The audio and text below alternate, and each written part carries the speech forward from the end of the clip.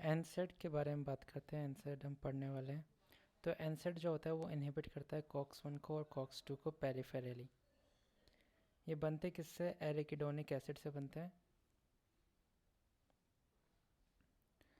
Prostaglandin PGE2 और PGI2 होता है। जो PGI2 होता है प्रोस्टासाइक्लिन भी कहते हैं उसको। PGE2 के और भी एडिशनल इफेक्ट होते हैं, जैसे कि यूट्राइन कॉन्ट्रैक्शन करवाना या फिर decrease secretion of acid and increase production of protective mucus. NSAID की बात करें तो ये दो तरह के हो सकते हैं, इरिवर्सिबल और रिवर्सिबल। इरिवर्सिबल के अंदर आता है आपका एस्पिरिन। रिवर्सिबल के अंदर ये दो तरह का हो सकता है, नॉन सेलेक्टिव और सेलेक्टिव। तो नॉन सेलेक्टिव के अंदर आता है आइबुप्रोफेन और सेलेक्टिव के अंदर आता है सेलेकॉक्सिब।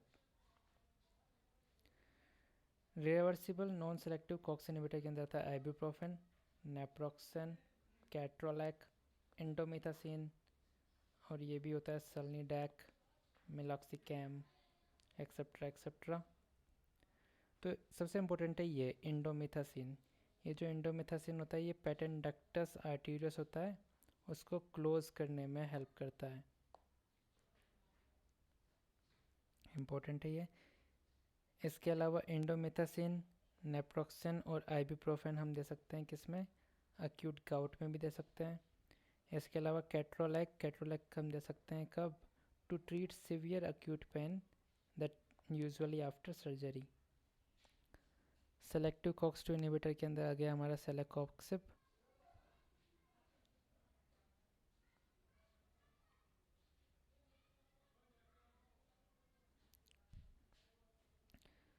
तो एनसेड के साइड इफ़ेक्ट होते हैं हाइपरटेंशन, गैस्ट्रिक अल्सर, ब्लीडिंग। ये सब क्या है?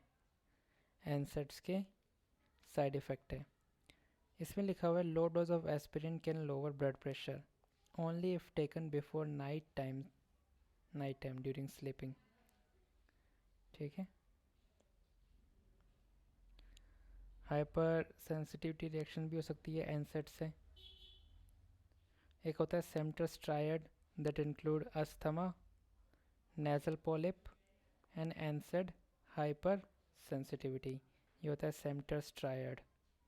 अब हम बात करते हैं एसिटामिनोफेन, जिसे पैरासीटामोल भी कहते हैं। ये क्या करता है? कॉक्स को इनहिबिट करता है CNS के अंदर।